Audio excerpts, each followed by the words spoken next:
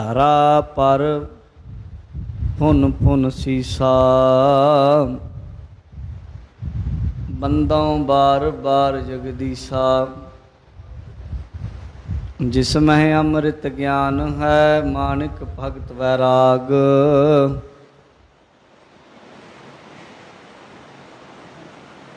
श्री गुरु ग्रंथ साहिब योदध बंदों कर अनुराग।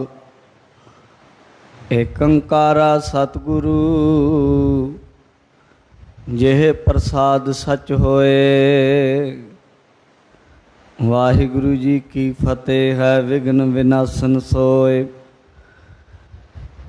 श्री गुरु शब्द कमाए जिन जीते पंच विकार। तिन संतन को बंदना सिर चरणन पर धार। तिन संतन को बंदना सिर चरणन पर धार।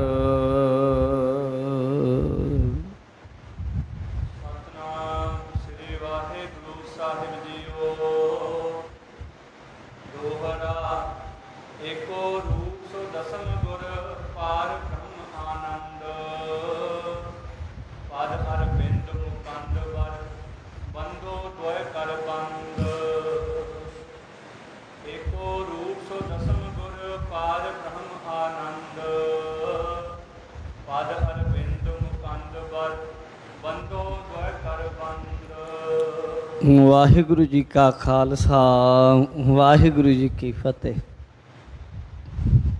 परम सन्मान अते सत्कारयोग सतगुरु जी दी साजी नवाजी गुरु स्वरूप साध संगत जीओ। आप जी वडभागे हो, धनता दे योग हो जो दीन दुनिया दे मालिक बरदो आलम शाह धन धन साहिब सतगुरु श्री गुरु गोबिंद सिंह जी महाराज जी दे महान पावन पवित्र स्थान गुरुद्वारा श्री नाडा साहिब जी विखे अपनियां हाज़रियां लवा रहे हों। लड़ीवार गुरु इतिहास की कथा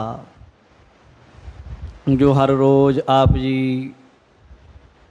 नेम दे नाल सरवण करते हो। गुरु इतिहास की कथा सरवण करने लई गुरु चरणों में जुड़ बैठे हो। गुरु प्यारी अति सत्कारयोग साध संगत जी, आप जी ने पिछे कल तक चल रहे प्रसंग विच सुनिया है कि साहिब सतगुरु श्री गुरु नानक देव जी महाराज दीन दुनिया के तारनहार पातशाह इस दुनिया मुकामे फानी नू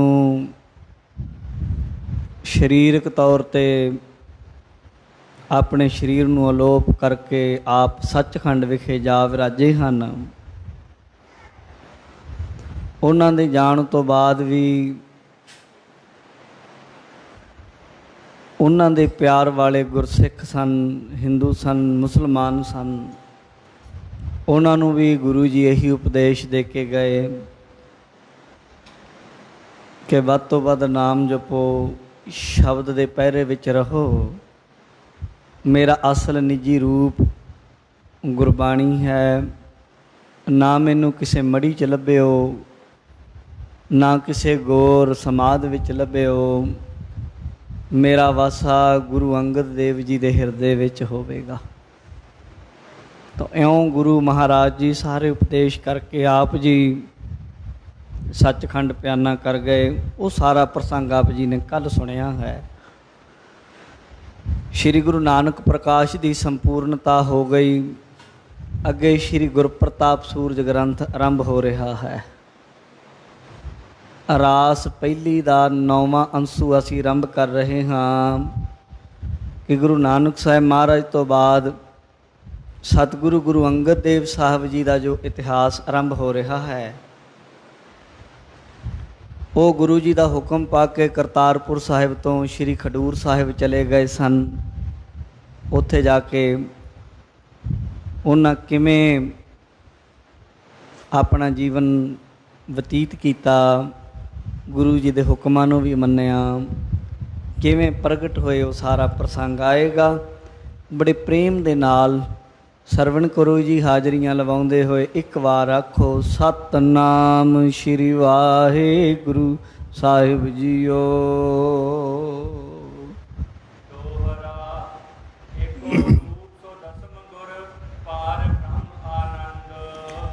ਕਵੀ ਜੀ, ਕਵੀ ਚੂੜਾਮਨ, ਕਵੀ ਸੰਤੋਖ ਸਿੰਘ ਜੀ ਮੰਗਲ ਕਰ ਰਹੇ ਹਨ। ਕਹਿੰਦੇ ਦਸੇ ਗੁਰੂ ਸਾਹਿਬਾਨ ਇੱਕ ਤੋਂ ਲੈ ਕੇ ਪਹਿਲੇ ਪਾਤਸ਼ਾਹ ਤੋਂ 10ਵੇਂ ਪਾਤਸ਼ਾਹ ਤੱਕ ਇੱਕੋ ਹੀ ਜੋਤ, ਇੱਕੋ ਹੀ ਜੁਗਤ ਦੇ ਮਾਲਕ ਸਨ, ਇੱਕੋ ਹੀ ਰੂਪ ਸਨ। ਭੇਦ ਫਰਕ ਕੋਈ ਨਹੀਂ ਹੈ।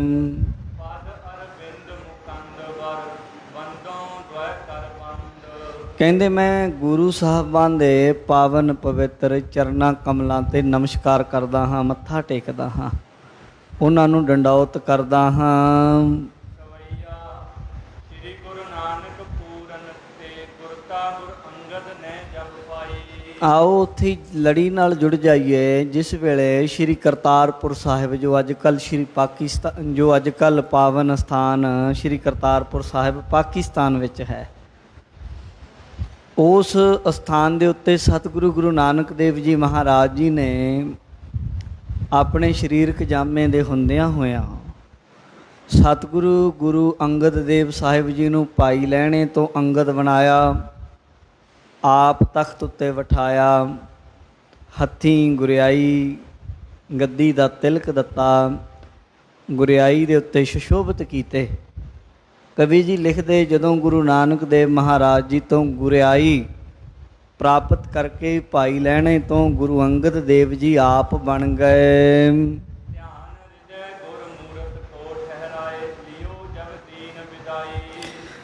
ਜਦੋਂ ਗੁਰੂ ਨਾਨਕ ਸਾਹਿਬ ਨੇ ਹੁਕਮ ਕੀਤਾ, ਭਾਈ ਪੁਰਖਾ ਗੁਰੂ ਅੰਗਦ ਦੇਵ ਜੀ ਨੂੰ ਆਖਿਆ ਕਿ ਹੁਣ ਤੁਸੀਂ ਇੱਥੇ ਕਰਤਾਰਪੁਰ ਸਾਹਿਬ ਨਹੀਂ ਰਹਿਣਾ। ਗੁਰੂ ਜੀ ਦਾ ਹੁਕਮ ਪਾ ਕੇ ਖਡੂਰ ਸਾਹਿਬ ਵੱਲ ਨੂੰ ਚੱਲ ਪਏ ਅਤੇ ਗੁਰੂ ਨਾਨਕ ਸਾਹਿਬ ਮਹਾਰਾਜ ਜੀ ਦਾ ਧਿਆਨ ਹੁਕਮ 'ਤੇ ਮੰਨ ਲਿਆ। ਸਰੀਰਕ ਤੌਰ 'ਤੇ ਦੂਰੀ ਹੋ ਗਈ, ਪਰ ਸੁਰਤ ਗੁਰੂ ਨਾਨਕ ਸਾਹਿਬ ਦੇ ਚਰਨਾਂ ਵਿੱਚ ਹੀ ਗੁਰੂ ਬਣਨ ਤੋਂ ਬਾਅਦ ਵੀ ਗੁਰੂ ਅੰਗਦ ਦੇਵ ਸਾਹਿਬ ਜੀ ਦੀ ਜੁੜੀ ਹੋਈ ਹੈ।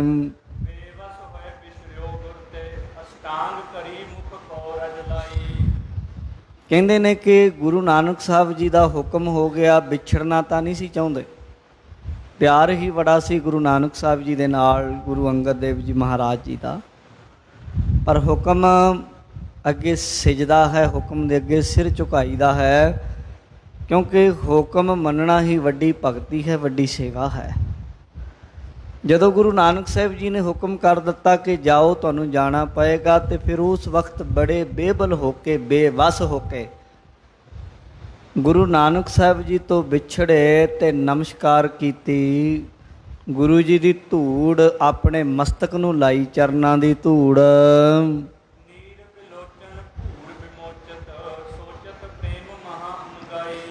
ਅੱਖਾਂ 'ਚੋਂ ਸਾਧ ਸੰਗਤ ਜੀ ਨੀਰ ਵਹਿ ਰਿਹਾ ਹੈ, ਬੜੀ ਗਹਿਰੀ ਸੋਚ ਵਿੱਚ ਹਨ। ਇਹ ਜਿਹੜਾ ਨੀਰ ਹੈ, ਕੋਈ ਸਾਡੇ ਤਰ੍ਹਾਂ ਪਛਤਾਵੇ ਦੇ ਹੰਝੂ ਨਹੀਂ, ਇਹ ਪ੍ਰੇਮ ਦੇ ਸਾਧ ਸੰਗਤ ਜੀ ਹੰਝੂ ਹਨ। ਇਹ ਪ੍ਰੇਮ ਦੇ ਕਹਿ ਲਓ, ਜਿਵੇਂ ਬਾਣੀ ਵਿੱਚ ਲਿਖਿਆ, ਹੋਂ ਰਹਿ ਨਾ ਸਕਾਂ ਬਿਨ ਦੇਖੇ ਪ੍ਰੀਤਮਾ, ਮੈਂ ਨੀਰ ਵਹੇ ਵਹਿ ਚੱਲੈ ਜੀਓ। ਉਹ ਅਵਸਥਾ ਹੈ, ਉਸ ਅਨੁਸਾਰ ਨੇਤਰਾਂ 'ਚੋਂ ਪ੍ਰੇਮ ਦਾ ਜਲ ਵਗ ਰਿਹਾ ਹੈ।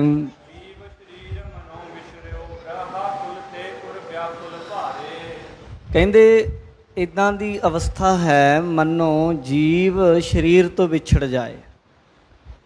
ਜਦੋਂ ਦੇਹੀ ਦੇ ਨਾਲੋਂ ਜੀਵ ਵਿਛੜਦਾ ਹੈ, ਉਦੋਂ ਫਿਰ ਦੇਹੀ ਬੜੇ ਵਾਸਤੇ ਪਾਉਂਦੀ, ਤਰਲੇ ਪਾਉਂਦੀ, ਨਾ ਜਾਓ ਨਾ ਜਾਓ। ਬਾਣੀ ਵਿੱਚ ਆਉਂਦਾ ਹੈ, ਵੀਰਾ ਵੀਰਾ ਕਰ ਰਹੀ ਵੀਰ ਚੱਲੇ ਬਹਿਰਾਏ।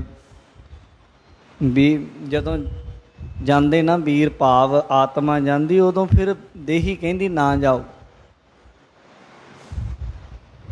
ਜਿਹੜੀ ਦੇਹੀ ਆ ਉਹ ਕਹਿੰਦੀ ਆ ਧਨ ਕਹੈ ਤੂੰ ਵਸ ਮੈਂ ਨਾਲੇ, ਪ੍ਰੇ ਸੁਖ ਵਾਸੀ ਵਾਲ ਗੋਪਾਲੇ। ਜਿਵੇਂ ਪਤਨੀ ਕਹਿੰਦੀ ਆ ਪਤੀ ਨੂੰ ਤੂੰ ਨਾ ਛੱਡ ਕੇ ਜਾ, ਇੱਦਾਂ ਦੇਹੀ ਵੀ ਕਹਿੰਦੀ ਆ ਨਾ ਜਾ ਮੇਰੇ ਤੋਂ ਛੱਡ ਕੇ ਵਿਛੋੜਾ ਪਾ ਕੇ। ਉਸ ਤਰ੍ਹਾਂ ਦਾ ਅਲੰਕਾਰ ਕਵੀ ਜੀ ਨੇ ਇੱਥੇ ਬਣਾਇਆ ਹੈ ਬਾਣੀ ਅਨੁਸਾਰ।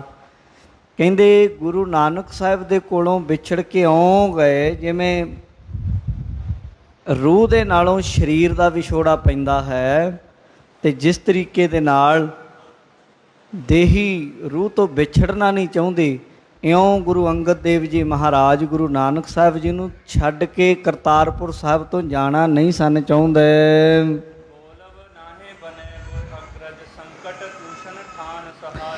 ਬੋਲਿਆ ਤਾਂ ਨਹੀਂ ਜਾਂਦਾ ਗੁਰੂ ਨਾਨਕ ਸਾਹਿਬ ਜੀ ਦੇ ਅੱਗੇ ਕਿ ਆਖ ਦੇਣ ਜੀ ਮੈਂ ਨਹੀਂ ਜਾਣਾ, ਨਾ, ਬਚਨ ਮੰਨ ਕੇ ਜਾਣ ਲਈ ਤਿਆਰ ਹੋ ਗਏ। ਪਰ ਦੁੱਖ ਸੀ, ਸੰਕਟ ਸੀ ਇਹ ਬਹੁਤ ਵੱਡਾ। ਜਿਵੇਂ ਜਿਉਂ ਮਛਲੀ ਬਿਨ ਪਾਣੀ ਹੈ ਕਿਉਂ ਜੀਵਨ ਪਾਵੈ ਵਾਲੀ ਖੇਡ ਹੁੰਦੀ ਹੈ, ਉਸ ਤਰੀਕੇ ਇਹਨਾਂ ਦਾ ਵਿਛੜਨਾ ਬਹੁਤ ਕਠਿਨ ਸੀ ਇਹਨਾਂ ਦੇ ਲਈ।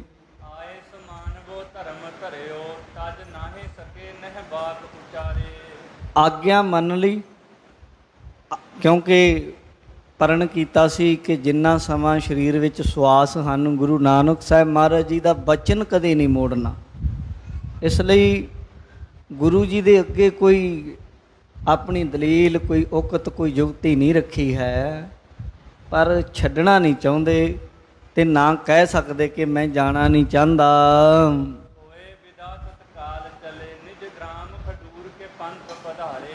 ਗੁਰੂ ਜੀ ਦਾ ਹੁਕਮ ਮੰਨ ਕੇ ਕਰਤਾਰਪੁਰ ਸਾਹਿਬ ਤੋਂ ਗੁਰੂ ਅੰਗਦ ਦੇਵ ਸਾਹਿਬ ਮਹਾਰਾਜ ਚੱਲ ਕੇ ਖਡੂਰ ਸਾਹਿਬ ਵੱਲ ਨੂੰ ਚੱਲ ਪਏ ਹਨ।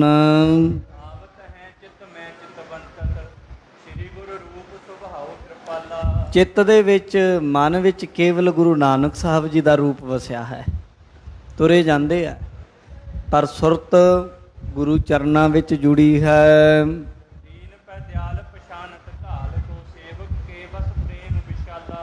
ਸਤਿਗੁਰੂ ਜੀ ਦੀਨਾਂ 'ਤੇ ਦਇਆ ਕਰਨ ਵਾਲੇ, ਆਪਣੇ ਸੇਵਕਾਂ ਦੀ ਸੇਵਾ ਨੂੰ ਪਹਿਚਾਨਣ ਵਾਲੇ ਹਨ। ਸੇਵਕਾਂ ਦੇ ਬਸ ਪ੍ਰੇਮ ਦੀ ਮੂਰਤ ਹਨ।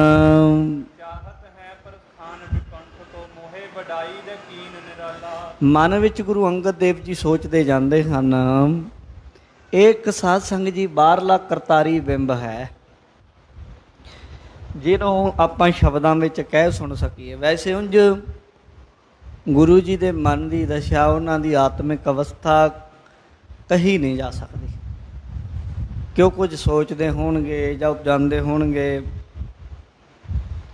ਜੇ ਤਾਂ ਕੋਈ ਦੂਜਾ ਹੋਵੇ ਫਿਰ ਤੇ ਗੱਲਾਂ ਹੋਣ।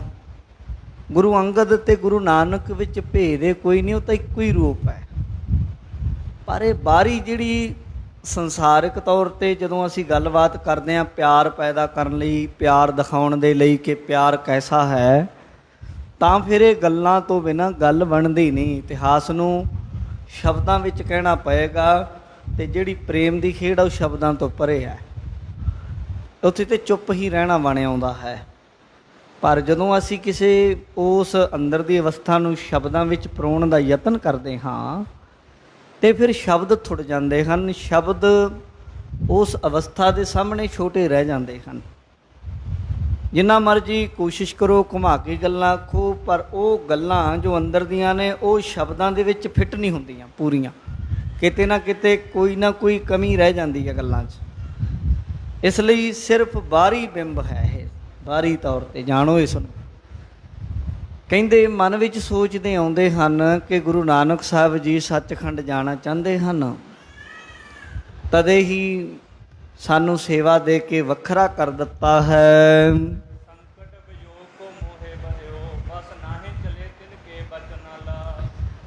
ਆਪ ਤੇ ਚਲੇ ਜਾਣਗੇ, ਉਹਨਾਂ ਦੇ ਵਚਨਾਂ ਦੇ ਅੱਗੇ ਮੇਰਾ ਕੋਈ ਜ਼ੋਰ ਨਹੀਂ ਚੱਲਦਾ, ਪਰ ਮੇਰੇ ਲਈ ਉਹਨਾਂ ਤੋਂ ਵਿਛੜ ਕੇ ਵੱਖ ਰਹਿਣਾ ਬੜਾ ਔਖਾ ਹੈ।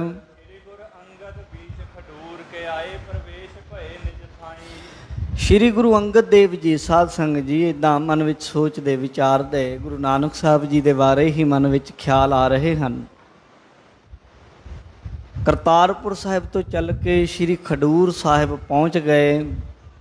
ਜਾ ਬੈਠੇ ਹਨ। ਮੌਨ ਧਰੇ ਨਹਿ ਕੌਣ ਮਿਲੇ ਵਿੱਚ ਭੌਨ ਬਰੇ ਪਿਖ ਮਾਈ ਭਰਾਈ।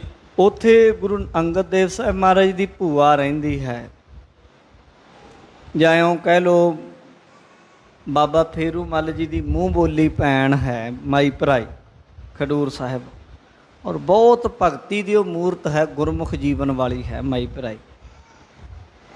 ਮਾਈ ਭਰਾਈ ਦੇ ਘਰ ਆ ਕੇ ਪਹੁੰਚ ਗਏ ਹਨ, ਪਰ ਗੱਲ ਕੋਈ ਨਾ ਕੀਤੀ, ਚੁੱਪ ਕਰਕੇ ਘਰ ਦੇ ਵਿੱਚ ਪ੍ਰਵੇਸ਼ ਕਰ ਗਏ ਹਨ। ਬੂਝਤ ਸ੍ਰੀ ਗੁਰੂ ਨਾਨਕ ਕੀ ਸੁਧ ਕੌਣ ਸਿਥਾਨ ਤਜੇ ਸੁਖਦਾਈ। ਹਾਂ, ਮਾਈ ਭਰਾਈ ਨੇ ਪੁੱਛਿਆ ਜਿਸ ਵੇਲੇ ਇਹ ਆਏ ਕਿ ਕੀ ਗੱਲ, ਕੀ ਕਾਰਨ ਹੈ, ਕੀ ਕਾਰਨ ਹੈ, ਗੁਰੂ ਨਾਨਕ ਦੇਵ ਮਹਾਰਾਜ ਨੂੰ ਛੱਡ ਕੇ ਕਿਉਂ ਆ ਗਏ, ਉਹ ਕਿੱਥੇ ਹਨ। ਕਿਉਂ ਤੁਮ ਕੋਠਰੀ ਆਨ ਫਿਰੇ ਮਨ ਭੰਗ ਅਹੇ ਮੁਖ ਨਾ ਵਿਕਸਾਈ।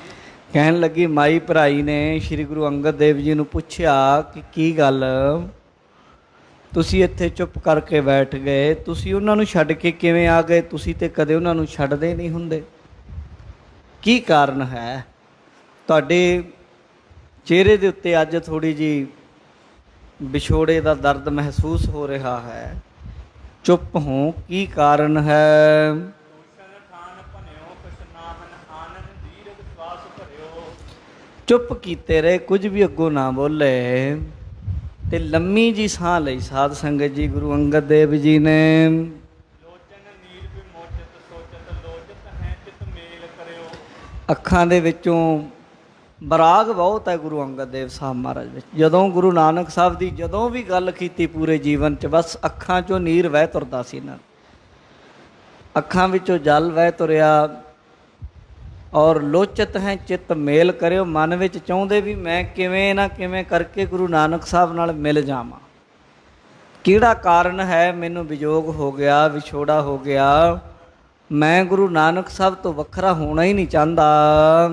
ਐਸ ਦਸ਼ਾ ਪਿਖ ਜਾਨੀ ਰਿਦੇ ਤਿਨ ਸ੍ਰੀ ਗੁਰੂ ਨਾ ਇਸ ਲੋਕ ਫਿਰਿਓ। ਜਦੋਂ ਮਾਈ ਭਰਾਈ ਨੇ ਇੱਦਾਂ ਦੀ ਦਸ਼ਾ ਗੁਰੂ ਅੰਗਦ ਦੇਵ ਸਾਹਿਬ ਜੀ ਦੀ ਵੇਖੀ, ਉਹਨਾਂ ਨੂੰ ਤੇ ਹਜੇ ਵੀ ਨਹੀਂ ਪਤਾ ਵੀ ਗੁਰਗੱਦੀ ਇਹਨਾਂ ਨੂੰ ਦੇ ਦਿੱਤੀ। ਗੁਰਿਆਈ ਦੇ ਮਾਲਕ ਹਨ, ਦੀਨ ਦੁਨੀਆ ਦੇ ਮਾਲਕ ਹਨ। ਉਸ ਵੇਲੇ ਮਾਤਾ ਭਰਾਈ ਨੇ ਅੰਦਾਜ਼ਾ ਲਗਾ ਲਿਆ ਖਡੂਰ ਸਾਹਿਬ ਵਿਖੇ ਕਿ ਜਿਹੜੇ ਚੁੱਪ ਕਰ ਗਏ ਹਨ, ਇਹਦਾ ਮਤਲਬ ਹੈ ਗੁਰੂ ਨਾਨਕ ਦੇਵ ਮਹਾਰਾਜ ਸੱਚਖੰਡ ਚਲੇ ਗਏ। ਜਿਹੜੇ ਇਹਨਾਂ ਦੇ ਅੱਖਾਂ ਦੇ ਵਿੱਚੋਂ ਨੀਰ ਵਹਿ ਰਿਹਾ ਹੈ, ਜਲ ਵਹਿ ਰਿਹਾ ਹੈ, ਕੁਛ ਬੋਲ ਨਹੀਂ ਰਹੇ, ਹੋ ਸਕਦਾ ਹੈ ਗੁਰੂ ਨਾਨਕ ਸਾਹਿਬ ਜੀ ਸੱਚਖੰਡ ਪਿਆਨਾ ਕਰ ਗਏ ਹੋਣ। ਆਪਣੇ ਧਾਮ ਵਿਗੁੰਠ ਗਏ ਇਨ ਵਿਜੋਗ ਭਇਓ ਦੁਖ ਸੀਰ ਕਰਿਓ। ਇਹ ਤੇ ਉਹਨਾਂ ਤੋਂ ਬਿਨਾਂ ਰਹਿ ਨਹੀਂ ਸਕਦੇ। ਗੁਰੂ ਨਾਨਕ ਦੇਵ ਜੀ ਆਪਣੇ ਧਾਮ, ਆਪਣੇ ਘਰ ਸੱਚਖੰਡ ਚਲੇ ਗਏ ਹਨ, ਤਦੇ ਹੀ ਤਾਂ ਕਰਕੇ ਹੀ ਇਹਨਾਂ ਨੂੰ ਐਡਾ ਵੱਡਾ ਵਿਛੋੜਾ ਹੈ, ਤਦੇ ਇਤਨੇ ਵੈਰਾਗ ਵਿੱਚ ਹਨ, ਕੋਈ ਗੱਲ ਵੀ ਨਹੀਂ ਕਰ ਰਹੇ। ਇਹ ਮਾਈ ਭਰਾਈ ਨੇ ਅੰਦਾਜ਼ਾ ਲਗਾਇਆ ਹੈ। ਫੇਰ ਭਰਾਈ ਨੇ ਬੂਝਨ ਕੀਨਸ ਸ੍ਰੀ ਗੁਰੂ ਕੋ ਪਰਲੋਕ ਭਇਓ। ਮਾਈ ਭਰਾਈ ਨੇ ਨੇੜੇ ਹੋ ਕੇ ਪੁੱਛਿਆ, ਕਹਿਣ ਲੱਗੀ ਕੀ ਗੱਲ ਹੈ। ਹੇ ਭਾਈ ਲਹਿਣਾ ਜੀ, ਲਹਿਣਾ ਜੀ ਉਹ ਕਹਿੰਦੀ ਹਜੇ ਨਾਮ ਵੀ ਨਹੀਂ ਪਤਾ ਗੁਰੂ ਅੰਗਦ ਦੇਵ ਇਹਨਾਂ ਦਾ ਰੱਖ ਦਿੱਤਾ, ਕੀ ਕਾਰਨ ਹੈ, ਤੁਸੀਂ ਕਿਉਂ ਆ ਗਏ, ਕੀ ਗੁਰੂ ਨਾਨਕ ਦੇਵ ਜੀ ਸੱਚਖੰਡ ਚਲੇ ਗਏ, ਕੀ ਗੱਲ ਹੈ, ਮੈਨੂੰ ਦੱਸੋ। ਜੋ ਸੁਨ ਕੈ ਗੁਰ ਅੰਗਦ ਨੇ ਤਬ ਤਾਹੀ ਕੇ ਸੰਗ ਬਖਾਨ ਕੀਓ। ਉਸ ਵੇਲੇ ਗੁਰੂ ਅੰਗਦ ਦੇਵ ਜੀ ਨੇ ਮਾਈ ਭਰਾਈ ਨੂੰ ਅੱਗੋਂ ਆਖਿਆ, ਕੀ ਕਹਿੰਦੇ, ਸੁਣੋ। ਮੋਹੇ ਕਛੂ ਨਹਿ ਭਾਵਤ ਹੈ ਦਿਖ ਵੇ ਸੁਨ ਵੇ ਚਿਤ ਖੇਤ ਸਿਓ। ਕਹਿੰਦੇ ਮਾਈ ਭੂਆ ਲੱਗਦੀ ਸੀ, ਮਾਈ ਮੈਨੂੰ ਕੋਈ ਚੀਜ਼ ਚੰਗੀ ਨਹੀਂ ਲੱਗਦੀ, ਨਾ ਮੈਂ ਕੁਝ ਦੇਖਣਾ ਚਾਹੁੰਦਾ, ਨਾ ਕੁਝ ਸੁਣਨਾ ਚਾਹੁੰਦਾ, ਨਾ ਕੁਝ ਬੋਲਣਾ ਚਾਹੁੰਦਾ, ਮੈਂ ਕੁਝ ਖਾਣਾ ਪੀਣਾ ਸੁਣਨਾ ਬੋਲਣਾ ਦੇਖਣਾ ਕੁਝ ਵੀ ਨਹੀਂ ਚਾਹੁੰਦਾ, ਬਸ ਮੇਰੀ ਹੁਣ ਰੁਚੀ ਕਿਸੇ ਚੀਜ਼ ਵਿੱਚ ਨਹੀਂ ਹੈ। ਅੰਤਰ ਹੋਏ ਇਕੰਤ ਨਿਰੰਤਰ ਬੈਠਿਓ ਚਾਹੋ ਕਿਹੋ ਮੇਰਿਓ ਹਿਓ। ਮੇਰੇ ਮਨ ਦੀ ਬਸ ਇੱਕੋ ਹੀ ਹੈ ਵੀ ਬਸ ਮੈਂ ਤੇ ਅੰਦਰ ਬੈਠ ਕੇ ਬਸ ਆਪਣੇ ਇਕਾਂਤ ਵਿੱਚ ਰਹਿਣਾ ਚਾਹੁੰਦਾ ਹਾਂ, ਆਪਣੇ ਅੰਤਰ ਧਿਆਨ ਹੋਣਾ ਚਾਹੁੰਦਾ, ਮੈਂ ਕੋਈ ਕਿਸੇ ਗੱਲਬਾਤ ਦਾ ਜਵਾਬ ਜਾਂ ਕਿਸੇ ਗੱਲ ਨੂੰ ਦੱਸਣ ਦੀ ਦਸ਼ਾ ਵਿੱਚ ਨਹੀਂ ਹਾਂ। ਜਿਉ ਵਿਸਫੋਟ ਪਕਿਓ ਦੁਖ ਦੇਤ ਹੈ, ਚੋਟ ਲਗੇ ਪੁਨ ਹੋਇ ਅਧਿਕਾਈ। ਔਰ ਇਹ ਤੇ ਉਸ ਤਰ੍ਹਾਂ ਦੀ ਅਵਸਥਾ ਹੈ ਜਿਵੇਂ ਕਿਸੇ ਬੰਦੇ ਦੇ ਸਰੀਰ ਤੇ ਕੋਈ ਸਾਧ ਸੰਗਤ ਜੀ ਫੋੜਾ ਹੋ ਜਾਵੇ, ਕਿੰਨਾ ਦਰਦ ਕਰਦਾ ਹੈ। ਪਰ ਜੇ ਉਹਦੇ ਉੱਤੇ ਹੀ ਸੱਟ ਵੱਜ ਜਾਵੇ ਤੇ ਫਿਰ ਹੋਰ ਕਿੰਨਾ ਦਰਦ ਕਰਦਾ ਹੈ। ਜਿਉ ਵਿਵਹਾਰ ਵਿਲੋਕਨ ਬੋਲਨ, ਸ਼੍ਰੋਣ ਸੁਨੇ ਮੁਝ ਹੋਇ ਵਿਕਲਾਈ। ਇੱਦਾਂ ਹੀ ਲੋਕਾਂ ਵਿੱਚ ਗੱਲਾਂ ਬਾਤਾਂ ਕਰਨੀਆਂ, ਬੋਲਣਾ, ਕੁਝ ਕਹਿਣਾ, ਕੁਝ ਸੁਣਨਾ, ਬੈਠਣਾ ਮੇਰੇ ਲਈ ਸਭ ਦੁਖਦਾਈ ਹੈ। ਇਸ ਘੜੀ ਇਸ ਵਕਤ ਮੈਂ ਕੋਈ ਵੀ ਕੰਮ ਕਾਰ ਵਿਹਾਰ ਕੁਝ ਵੀ ਨਹੀਂ ਕਰਨਾ ਚਾਹੁੰਦਾ। ਕੋਠੜੀ ਕੋ ਦਰ ਸੋਚਿਨ ਦੇਹੋ, ਕਹੋ ਕਿਸ ਪਾਸ ਨ ਕੈਸੇ ਬਤਾਈ। ਜਿਸ ਕੋਠੇ ਵਿੱਚ ਕਮਰੇ 'ਚ ਬੈਠੇ ਸਨ, ਕਹਿੰਦੇ ਮਾਈ ਇੱਕ ਕੰਮ ਕਰਦੇ, ਸੇਵਾ ਹੈ ਤੇਰੇ ਗੋਚਰੇ। ਕਹਿੰਦੀ ਦੱਸੋ। ਅੱਜ ਜਿਸ ਦਰਵਾਜ਼ੇ 'ਚ ਬੈਠੇ ਹਾਂ ਇਹਦੀ ਕੋਠੜੀ ਚਿਣ ਦਿਓ ਬਸ। ਦਰਵਾਜ਼ੇ ਨੂੰ ਬੰਦ ਨਹੀਂ ਕਰਨਾ, ਦਰਵਾਜ਼ਾ ਨਹੀਂ ਲਾਉਣਾ, ਇਹਦੇ ਇੱਟਾਂ ਲਵਾ ਦਿਓ, ਚਿਣਤੀ ਕਰਵਾ ਦਿਓ ਪੂਰੀ, ਬਾਹਰੋਂ ਲਿਪ ਦਿਓ, ਕਿਸੇ ਨੂੰ ਪਤਾ ਵੀ ਨਾ ਲੱਗੇ ਕਿ ਮੈਂ ਅੰਦਰ ਬੈਠਾ। ਇਹ ਗੱਲ ਆਖੀ ਮਾਈ ਭਰਾਈ ਨੂੰ। ਮੋਹ ਪਰ ਜੋ ਉਪਕਾਰ ਕਰੋ, ਵਿੱਚ ਬੈਠ ਰਹੋ ਜਿਮ ਹੋਇ ਨ ਲਖਾਈ। ਮੇਰੇ ਤੇ ਪਰਉਪਕਾਰ ਕਰ ਦਿਓ, ਮੈਂ ਅੰਦਰ ਬੈਠੇ ਰਹਿਣਾ ਚਾਹੁੰਦਾ ਹਾਂ ਤੇ ਇਸ ਤਰੀਕੇ ਨਾਲ ਗੁਪਤ ਹੋਣਾ ਚਾਹੁੰਦਾ ਕਿ ਪਤਾ ਹੀ ਨਾ ਲੱਗੇ ਮੇਰਾ ਕਿਸੇ ਨੂੰ। ਬਸ ਇਉਂ ਗੱਲ ਆਖੇ। ਬੂਝਨ ਕੀਨ ਭਰਾਈ ਨੈ, ਫਿਰ ਕੰਕ ਰਹੋ ਤਿਤ ਹੋਇ ਸਥਾਈ। ਮਾਈ ਭਰਾਈ ਨੇ ਆਖਿਆ, ਕਹਿਣ ਲੱਗੇ ਕੋਈ ਗੱਲ ਨਹੀਂ, ਤੁਸੀਂ ਇਕਾਂਤ ਵਿੱਚ ਰਹੋ, ਇੱਥੇ ਤੁਹਾਨੂੰ ਕੋਈ ਕੁਛ ਨਹੀਂ ਕਹੇਗਾ, ਮੈਂ ਕਿਸੇ ਨੂੰ ਨਹੀਂ ਦੱਸਾਂਗੀ ਬਾਹਰ, ਤੁਸੀਂ ਇੱਥੇ ਰਹੋ, ਤੁਹਾਨੂੰ ਲੰਗਰ ਪਾਣੀ ਜਲ ਪਾਣੀ ਜੋ ਕਰਨਾ ਤੁਸੀਂ ਇੱਥੇ ਰਹੋ, ਘਰ ਵਿੱਚ ਆਓ, ਬਾਹਰ ਜਾਣਾ ਸ਼ਾਮ ਸਵੇਰੇ ਇਕਾਂਤ ਵਿੱਚ ਵਿਚਰੋ, ਘੁੰਮੋ, ਪਰ ਇਹ ਗੱਲ ਨਾ ਕਹੋ ਕਿ ਇੱਦਾਂ ਦਰਵਾਜ਼ਾ ਲਾ ਦਿਓ, ਇਹ ਤਾਂ ਬਹੁਤ ਔਖਾ ਕੰਮ ਹੈ। ਕਿਉਂ ਦਰ ਸੋਚਿਨ ਬਾਬਤ ਹੋ, ਇਹ ਬਾਤ ਬਨੇ ਨੇ ਸੰਕਟ ਪਾਈ। ਹੁਣ ਮਾਈ ਹੈ ਜਿਹੜੀ ਉਹ ਮਨੁੱਖੀ ਸੁਭਾਅ ਲਈ ਨਾ ਕਰਕੇ ਸੋਚ ਰਹੀ ਹੈ। ਜਿਵੇਂ ਇੱਕ ਆਮ ਮਨੁੱਖ ਦੇ ਲਈ ਬੈਠਣਾ ਸਰੀਰਕ ਕਿਰਿਆ ਤੋਂ ਬਿਨਾਂ ਔਖਾ ਹੈ, ਤੁਰਨ ਫਿਰਨ ਬਿਨਾਂ ਔਖਾ ਹੈ, ਰੋਟੀ ਟੁੱਕ ਬਿਨਾਂ ਬੜਾ ਔਖਾ ਹੈ, ਉਹ ਉਸ ਹਿਸਾਬ ਨਾਲ ਸੋਚ ਰਹੀ ਹੈ। ਪਰ ਉਹ ਇਹ ਨਹੀਂ ਜਾਣਦੀ ਵੀ ਇਹ ਜੋਗੀਆਂ ਦੇ ਜੋਗੀ ਬਣ ਗਏ ਹੈ ਤੇ ਉਹ ਤਾਕਤ ਦੇ ਮਾਲਕ ਹੈ ਕਿ ਚਾਹਣ ਇਹ ਆਪ ਤੇ ਕੀ ਕੁੱਲ ਦੁਨੀਆ ਨੂੰ ਬਿਨਾਂ ਖਾਣ ਪੀਣ ਤੋਂ ਰੱਖ ਸਕਦੇ ਹੈ। ਇਹ ਤੇ ਇੰਨੀ ਤਾਕਤ ਦੇ ਮਾਲਕ ਹੈ, ਇਹਨਾਂ ਦੇ ਇੱਕ ਹੁਕਮ ਦੇ ਨਾਲ ਪੂਰੀ ਦੁਨੀਆ ਕਿਸੇ ਨੂੰ ਭੁੱਖ ਨਾ ਲੱਗੇਗੀ, ਕਹਿ ਦੇਣ ਬਸ ਵੀ ਭੁੱਖ ਨਹੀਂ ਲੱਗੇਗੀ। ਇਹ ਹੁਕਮ ਕਰ ਦੇਣ, ਕਿਸੇ ਦੁਨੀਆ 'ਚ ਕੋਈ ਬੰਦਾ ਐਸਾ ਨਹੀਂ ਜਿਹਨੂੰ ਨੀਂਦ ਸਤਾ ਦੇਵੇ। ਇਹ ਭੁੱਖ ਪਿਆਸ ਥਕਾਵਟ ਜਾਂ ਨੀਂਦ ਇਤਿਆਦਿਕ ਇਹਨਾਂ ਚੀਜ਼ਾਂ ਤੋਂ ਉੱਤੇ ਉੱਠ ਗਏ ਨੇ। ਇਹ ਮਾਈ ਭਰਾਈ ਨੂੰ ਹਜੇ ਨਹੀਂ ਪਤਾ। ਇਸ ਲਈ ਮਾਈ ਭਰਾਈ ਕਹਿੰਦੀ ਹੈ ਕਿ ਬੜਾ ਕਠਿਨ ਹੈ, ਤੁਸੀਂ ਦਰਵਾਜ਼ਾ ਕਹਿੰਦੇ ਹੋ ਚਿਣ ਦਈਏ, ਬਹੁਤ ਸੰਕਟ ਵਾਲੀ ਔਖਾ ਕੰਮ ਹੋਏਗਾ।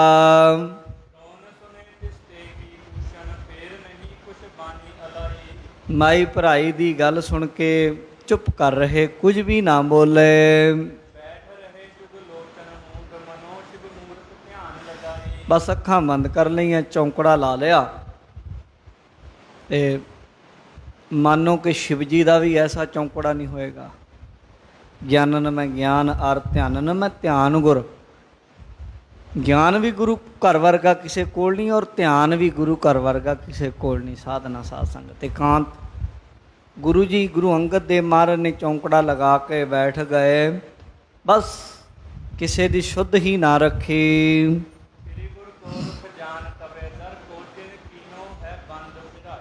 ਜਦੋਂ ਬਸ ਸਰੀਰ ਵਿੱਚੋਂ ਮੰਨੋ ਕਿ ਕਿਸੇ ਹੋਰੇ ਦੁਨੀਆ ਵਿੱਚ ਚਲੇ ਗਏ, ਬਸ ਸਰੀਰ ਇੱਥੇ ਹੈ। ਸਰੀਰ ਦੀ ਕਿਰਿਆ ਵੀ ਬਸ ਜਦੋਂ ਕਿਤੇ ਕੋਈ ਮਹਾਂਪੁਰਸ਼ ਤਤਵੇਤਾ ਜਾਂ ਗੁਰੂ ਜਾਂ ਕੋਈ ਇਸ ਤਰ੍ਹਾਂ ਦੀ ਅਵਸਥਾ ਵਾਲੇ ਹੋਣ, ਉਹ ਜਦੋਂ ਕਿਤੇ ਬਹੁਤ ਉੱਚੀ ਅਵਸਥਾ ਵਿੱਚ ਹੁੰਦੇ ਹਨ, ਉੱਥੇ ਫਿਰ ਭੁੱਖ ਪਿਆਸ ਵੀ ਨਹੀਂ ਉਹਨਾਂ ਨੂੰ ਵਿਆਪਦੀ। ਇਹ ਗੱਲ ਯਾਦ ਰੱਖ ਲਿਓ।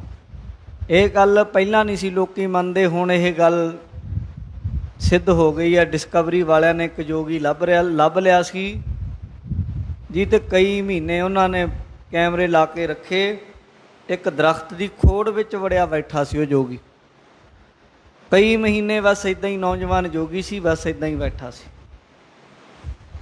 ਨਾ ਉਹਦਾ ਸਰੀਰ ਮੁਰਝਾਇਆ, ਨਾ ਉਹਦੇ ਸਰੀਰ ਨੇ ਕੋਈ ਕਿਰਿਆ ਕੀਤੀ, ਨਾ ਉਹਨੂੰ ਕੋਈ ਵਾਸ਼ਰੂਮ, ਨਾ ਕੋਈ ਹੋਰ ਕਿਰਿਆ ਕਿਸੇ ਤਰ੍ਹਾਂ ਦੀ ਨਹੀਂ। ਬੈਠਾ ਦਰਖਤ ਦੀ ਖੋੜ 'ਚ ਬੈਠਾ ਬਸ।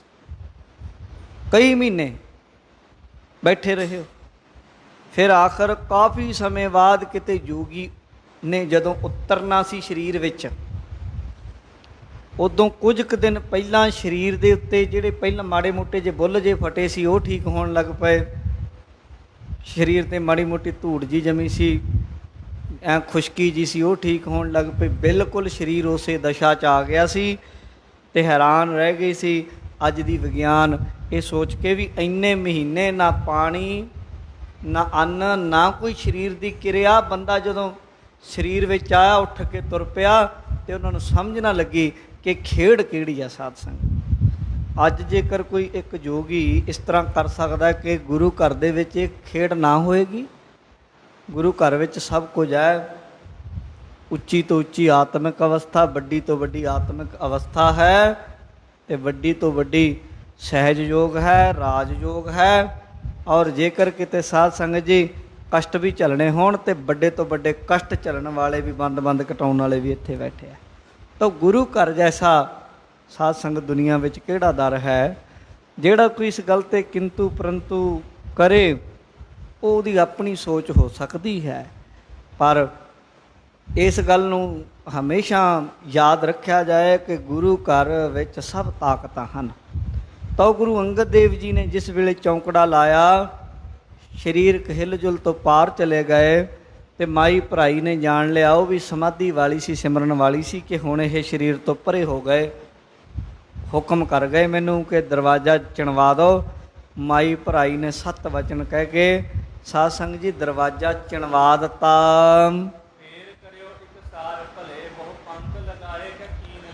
ਬਾਹਰ ਦਰਵਾਜ਼ਾ ਚਿਣ ਕੇ ਇੱਟਾਂ ਲਾ ਕੇ ਅਤੇ ਬਾਹਰ ਲਿਪ ਦਿੱਤਾ ਦਰਵਾਜ਼ੇ ਨੂੰ ਚੰਗੇ ਤਰੀਕੇ ਦੇ ਨਾਲ। ਸਾਰੀ ਕੰਧ ਨੂੰ ਇੱਕੋ ਜਿਹਾ ਕਰਤਾ। ਪਹਿਲੇ ਟਾਈਮਾਂ ਦੇ ਵਿੱਚ ਮਿੱਟੀ ਲੈ ਕੇ, ਕੋਈ ਗੋਬਰ ਲੈ ਕੇ ਉਹਨੂੰ ਲਿਪ ਦਿਆ ਕਰਦੇ ਕੰਧਾਂ ਨੂੰ। ਅੱਜ ਕੱਲ੍ਹ ਆਪਾਂ ਪਲਸਤਰ ਕਰਦੇ ਹਾਂ, ਉਦੋਂ ਜ਼ਿਆਦਾਤਰ ਲਿਪਿਆ ਜਾਂਦਾ ਸੀ ਮਿੱਟੀ ਦੇ ਨਾਲ, ਪਾਂਡੂ ਵਿੱਚ ਪਾ ਲਿਆ ਜਾਂਦਾ। ਮਾਈ ਨੇ ਐਨ ਚੰਗੇ ਤਰੀਕੇ ਨਾਲ ਬਾਹਰੋਂ ਲਿੰਬ ਪੋਚ ਦਿੱਤਾ ਹੈ। ਇਸ ਤਰੀਕੇ ਨਾਲ ਉਹ ਦਰਵਾਜ਼ਾ, ਉਹ ਘਰ ਬਣਾ ਦਿੱਤਾ ਕਿ ਇਉਂ ਪਤਾ ਹੀ ਨਹੀਂ ਲੱਗਦਾ ਵੀ ਕਮਰੇ ਦਾ ਇੱਥੇ ਦਰਵਾਜ਼ਾ ਜਾਂ ਕਮਰਾ ਵੀ ਹੈ ਇੱਥੇ। ਇੱਦਾਂ ਮਾਈ ਨੇ ਉਹ ਦਰਵਾਜ਼ਾ ਹੀ ਬੰਦ ਕਰ ਦਿੱਤਾ ਹੈ।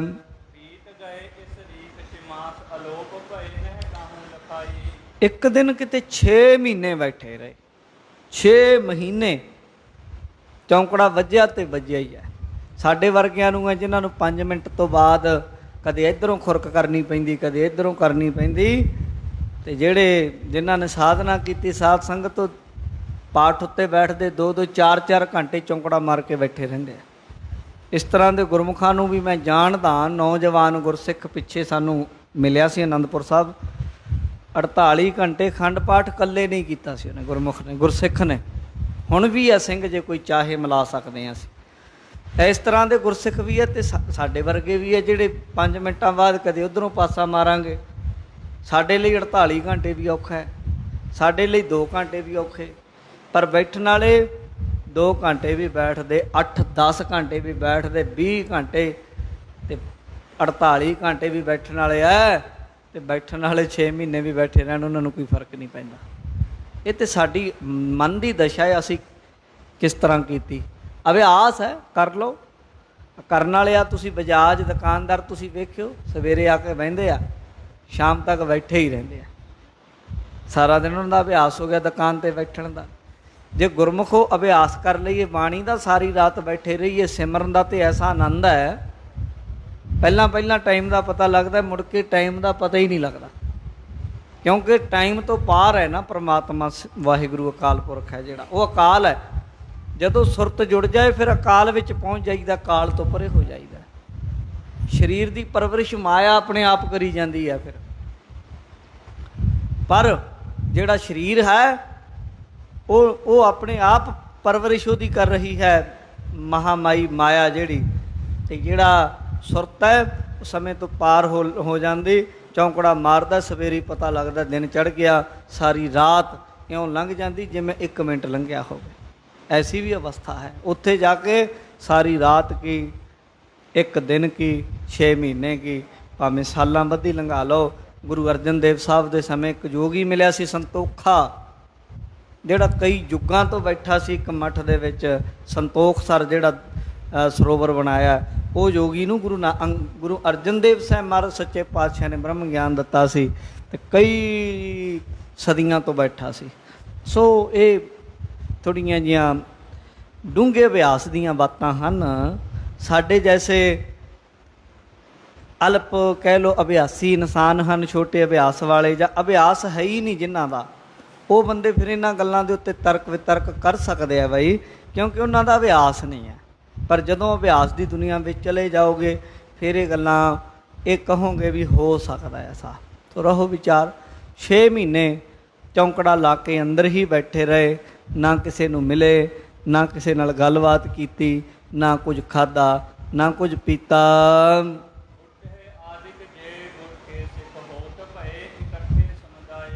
ਇੱਧਰੋਂ 6 ਮਹੀਨੇ ਗੁਰੂ ਨਾਨਕ ਸਾਹਿਬ ਜੀ ਨੂੰ ਲੰਘਿਆਂ ਸੱਚਖੰਡ ਗਿਆ ਹੋ ਗਏ। ਸਿੱਖ ਸੰਗਤ ਪਹਿਲਾਂ ਤੇ ਇਸੇ ਗੱਲ ਵਿੱਚ ਰਹੀ ਗੁਰੂ ਜੀ ਦੇ ਜਾਣ ਤੋਂ ਬਾਅਦ ਕੁਝ ਸਮਾਂ, ਪਰ ਹੁਣ ਮਨ ਵਿੱਚ ਆਈ ਵੀ ਜਿਨ੍ਹਾਂ ਨੂੰ ਗੁਰੂ ਬਣਾਇਆ, ਗੁਰੂ ਅੰਗਦ ਦੇਵ ਜੀ ਕਿੱਥੇ ਹੈ ਬਈ? ਬਾਬਾ ਬੁੱਢਾ ਜੀ ਅਤੇ ਆਦਿਕ ਭਾਈ ਸਧਾਰਨ ਜੀ ਵਰਗੇ ਸਿੱਖ ਇਕੱਠੇ ਹੋਏ, ਉਹ ਬਈ ਗੁਰੂ ਬਿਨਾਂ ਤੇ ਗੱਲ ਨਹੀਂ ਬਣਦੀ। ਜਿਨ੍ਹਾਂ ਦੇ ਲੜ ਲਾ ਕੇ ਗਏ ਆ ਉਹ ਗੁਰੂ ਸਾਹਿਬ ਕਿੱਥੇ ਹਨ? ਫਿਰ ਮਨ ਵਿੱਚ ਸੋਚਣ ਲੱਗੇ ਵੀ ਉਹਨਾਂ ਨੂੰ ਪਤਾ ਕਰੀਏ ਕਿੱਥੇ ਗਏ ਹਨ।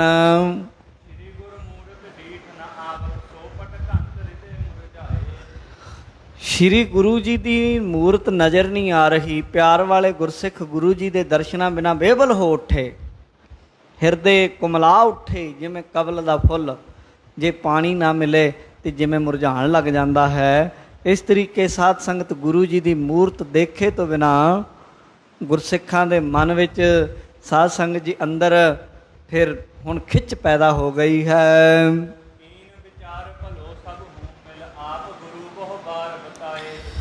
ਆਪਸ में मिल के विचार कीती कि गुरु जी ने बहुत बार आख्या है।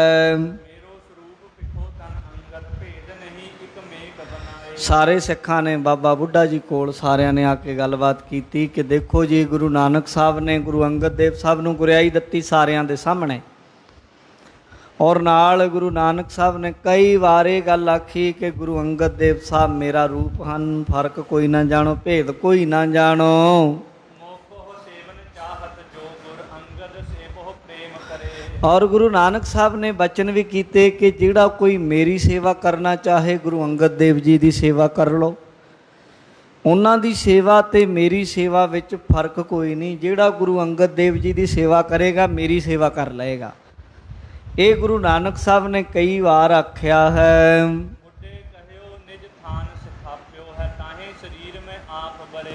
ਔਰ ਬਾਬਾ ਬੁੱਢਾ ਜੀ ਤੋਂ ਆਪ ਗੁਰਿਆਈ ਗੁਰੂ ਨਾਨਕ ਸਾਹਿਬ ਨੇ ਦਵਾਈ, ਆਪ ਬਿਠਾ ਕੇ ਆਖਿਆ ਕਿ ਪਹਿਲਾਂ ਤੁਸੀਂ ਨਮਸਕਾਰ ਕਰੋ, ਗੁਰਿਆਈ ਦਾ ਤਿਲਕ ਦਿਓ। ਬਾਬਾ ਬੁੱਢਾ ਜੀ ਨੇ ਆਖਿਆ ਬਿਲਕੁਲ। ਗੁਰੂ ਨਾਨਕ ਸਾਹਿਬ ਨੇ ਆਪ ਉਹਨਾਂ ਨੂੰ ਆਪਣੇ ਥਾਂ ਸਥਾਪਨ ਕੀਤਾ ਹੈ ਅਤੇ ਉਹਨਾਂ ਦੇ ਸਰੀਰ ਵਿੱਚ ਆਪਣੀ ਜੋਤ ਜੁਗਤ ਗੁਰੂ ਨਾਨਕ ਸਾਹਿਬ ਨੇ ਟਿਕਾਈ ਹੈ। ਇਉਂ ਜਾਣੋ ਗੁਰੂ ਨਾਨਕ ਸਾਹਿਬ ਨੇ ਜਾਮਾ ਬਦਲਿਆ, ਸਰੀਰ ਬਦਲਿਆ। ਉਹ ਸਰੀਰ ਬਦਲ ਕੇ ਗੁਰੂ ਨਾਨਕ ਸਾਹਿਬ ਗੁਰੂ ਅੰਗਦ ਦੇਵ ਦੇ ਸਰੀਰ ਵਿੱਚ ਪ੍ਰਵੇਸ਼ ਕਰ ਗਏ ਹਨ।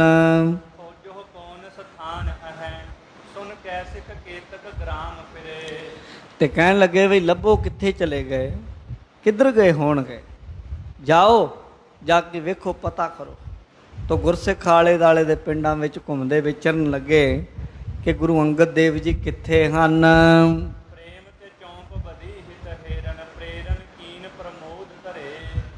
ਪ੍ਰੇਮ ਦੀ ਖਿੱਚ ਵਧੀ ਅੰਦਰ ਅੰਦਰ ਚਾਅ ਨਾਲ ਲੱਭਦੇ ਹਨ। ਬਾਬਾ ਬੁੱਢਾ ਜੀ ਦੇ ਘੱਲੇ ਹੋਏ ਪ੍ਰੇਰੇ ਹੋਏ ਗੁਰਸਿੱਖ ਥਾਂ ਥਾਂ ਜਾ ਰਹੇ ਹਨ।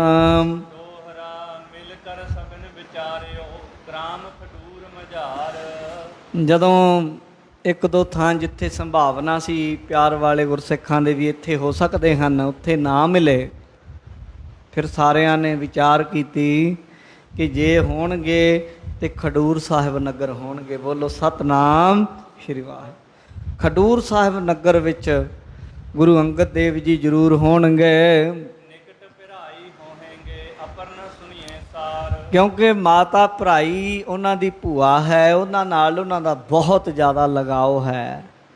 ਮਾਤਾ ਭਰਾਈ ਦੀ ਵੀ ਉੱਚੀ ਅਵਸਥਾ ਹੈ, ਪਹਿਲਾਂ ਵੀ ਉਹਨਾਂ ਕੋਲ ਜ਼ਿਆਦਾ ਸਮਾਂ ਰਹਿੰਦੇ ਰਹੇ ਹਨ। ਖਡੂਰ ਸਾਹਿਬ ਮਾਤਾ ਭਰਾਈ ਜੀ ਕੋਲ ਹੋਣਗੇ, ਬਸ ਹੋਰ ਕਿਤੇ ਨਹੀਂ ਹੋਣਗੇ, ਇਹ ਗੱਲ ਆਖੀ ਹੈ। ਸਵਈਆ ਬੁੱਢੇ ਤੇ ਆਦਿਕ ਜੇ ਸਮੁਦਾਏ ਗਏ ਸਭ ਸਿੱਖ ਖਡੂਰ ਮਝਾਰੀ। ਜਿੰਨੇ ਵੀ ਬਾਬਾ ਬੁੱਢਾ ਜੀ ਤੇ ਆਦਿਕ ਜਿੰਨੇ ਵੀ ਗੁਰਸਿੱਖ ਸਨ ਨਾ ਜੀ, ਉਸ ਵੇਲੇ ਫਿਰ ਸਾਰੇ ਇਕੱਠੇ ਹੋ ਕੇ ਕਹਿ ਲਓ ਕਿ ਗੁਰਸਿੱਖ ਸੰਗਤੀ ਰੂਪ ਦੇ ਵਿੱਚ ਇਕੱਠੇ ਹੋ ਕੇ ਖਡੂਰ ਸਾਹਿਬ ਨੂੰ ਚੱਲ ਪਏ ਹਨ। ਮਾਈ ਭਰਾਈ ਕੇ ਪਾਸ ਮਿਲੇ ਸਗਰੇ ਕਰ ਜੋਰ ਨਮੋ ਭਗਤਾਰੀ। ਮਾਤਾ ਭਰਾਈ ਕੋਲ ਚਲੇ ਗਏ, ਜਿੱਥੇ ਮਾਤਾ ਭਰਾਈ ਹੈ, ਮਾਤਾ ਭਰਾਈ ਦੇ ਘਰ ਗਏ, ਜਾ ਕੇ ਮੱਥਾ ਟੇਕਿਆ, ਨਮਸਕਾਰ ਕੀਤੀ ਬਜ਼ੁਰਗ ਜਾਣ ਕੇ। ਪੂਜਨ ਕੀਨ ਕਹਾਂ ਗੁਰ ਅੰਗਦ ਫੇਰਨ ਕੇ ਹਿਤ ਚਾਹੇ ਹਮਾਰੀ। ਮਾਈ ਭਰਾਈ ਨੂੰ ਕਹਿੰਦੇ ਗੁਰੂ ਅੰਗਦ ਦੇਵ ਜੀ ਮਾਤਾ ਜੀ ਦੱਸੋ ਕਿੱਥੇ ਨੇ, ਅਸੀਂ ਉਹਨਾਂ ਦੇ ਦਰਸ਼ਨ ਕਰਨ ਆਏ ਹਾਂ। ਵੈ ਸਫਲੋ ਸਭ ਕੋ ਇਤੇ ਆਵਨ ਪਾਵਨ ਪਾਵਨ ਲਹਿ ਨਿਹਾਰੀ।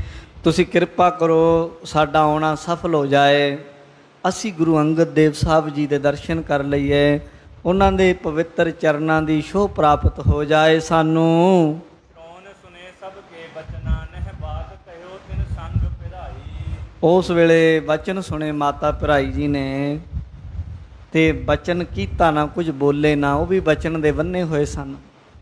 ਗੁਰੂ ਅੰਗਦ ਦੇਵ ਸਾਹਿਬ ਨੇ ਆਖਿਆ ਸੀ ਮਾਤਾ ਜੀ ਕਿਸੇ ਨੂੰ ਮੇਰੇ ਬਾਰੇ ਕੁਛ ਨਾ ਕਹੋ, ਮੈਨੂੰ ਇਕਾਂਤ 'ਚ ਬੈਠਣ ਦਿਓ।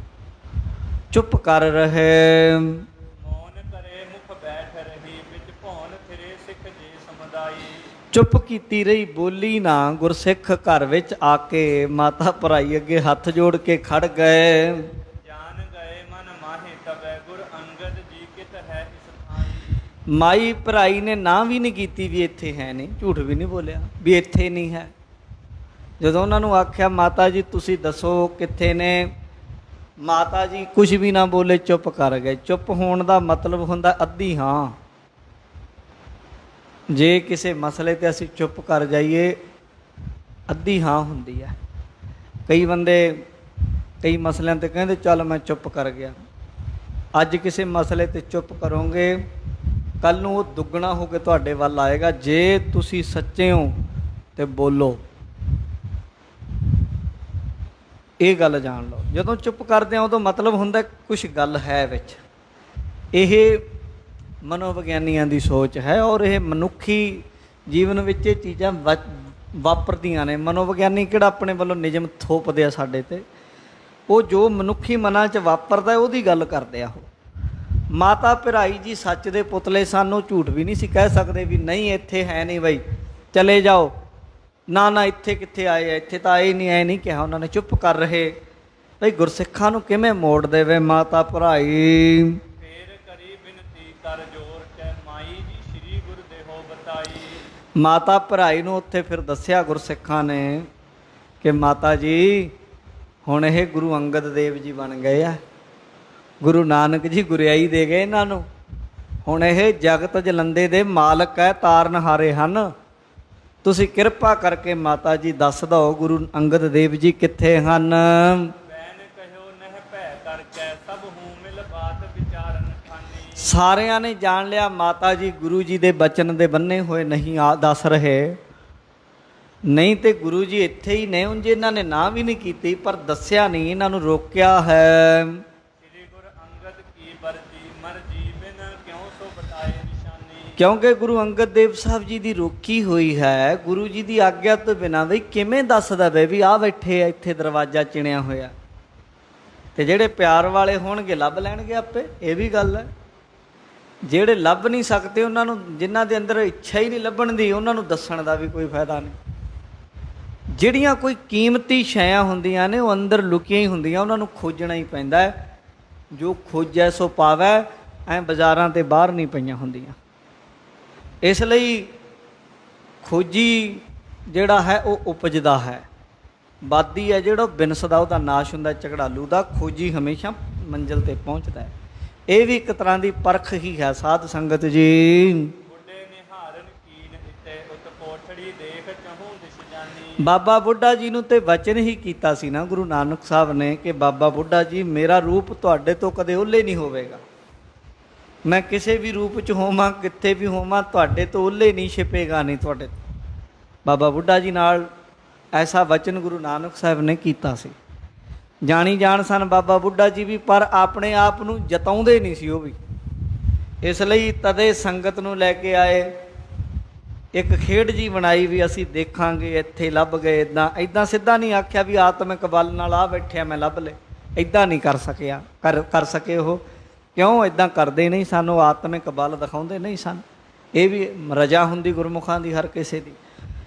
ਇਸ ਲਈ ਬਾਬਾ ਬੁੱਢਾ ਜੀ ਕਮਰੇ ਦੇ ਵਿੱਚ ਬੈਠੇ ਤੇ ਦੇਖਿਆ ਇੱਕ ਕਮਰਾ ਹੈ, ਜਗ੍ਹਾ ਤੇ ਬਚੀ ਆ ਕਾਫੀ ਲੰਮੀ, ਪਰ ਉਹਨੂੰ ਦਰਵਾਜ਼ਾ ਕੋਈ ਨਹੀਂ। ਇੱਧਰ ਬੈਠਿਆ ਕਮਰੇ 'ਚ, ਇੱਧਰ ਨਾਲ ਲੰਮੀ ਜੀ ਕੰਧ ਹੈ, ਪਰ ਕਮਰੇ ਨੁਮਾ ਬਣਿਆ ਹੋਇਆ ਹੈ, ਪਰ ਦਰਵਾਜ਼ਾ ਨਹੀਂ ਹੈ। ਬੰਦ ਇਹੀ ਦਰ ਜਾਣਿਓ ਪਰੇ ਗੁਰ ਹੋਏ ਤਾਂ ਹੋਏ ਤੇਰੇ ਬਾਬਾ ਬੁੱਢਾ ਜੀ ਨੇ ਜਾਣ ਲਿਆ, ਨਾ ਕੋਈ ਖਿੜਕੀ ਨਾ ਦਰਵਾਜ਼ਾ, ਅੰਦਰ ਐਸੀ ਕਿਹੜੀ ਚੀਜ਼ ਹੋਵੇ ਜਿਹੜੀ ਲੁਕੀ ਹੋਈ ਹੈ।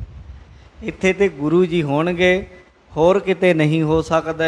ਫੇਰ ਮਿਲੇ ਸਭ ਸੋ ਨਿਰਣੇ ਕਰ ਹੈ ਨਿਸ਼ਚੇ ਇਸ ਕੋਠੜੀ ਮਾਹੀ। ਫਿਰ ਸਾਰੇ ਗੁਰਸਿੱਖਾਂ ਨਾਲ ਬਾਬਾ ਬੁੱਢਾ ਜੀ ਨੇ ਨਿਰਣਾ ਕੀਤਾ। ਆਖਿਆ ਕਹਿੰਦੇ ਚਲੋ ਪਰਿਕਰਮਾ ਕਰੋ ਸਾਰੇ ਕੋਠੜੀ ਦੀ, ਹੱਥ ਜੋੜੋ, ਬੇਨਤੀ ਕਰੋ ਮਹਾਰਾਜ ਅੱਗੇ, ਅਰਦਾਸ ਕਰੋ ਸੱਚੇ ਪਾਤਸ਼ਾਹ ਪ੍ਰਗਟ ਹੋ ਜਾਓ।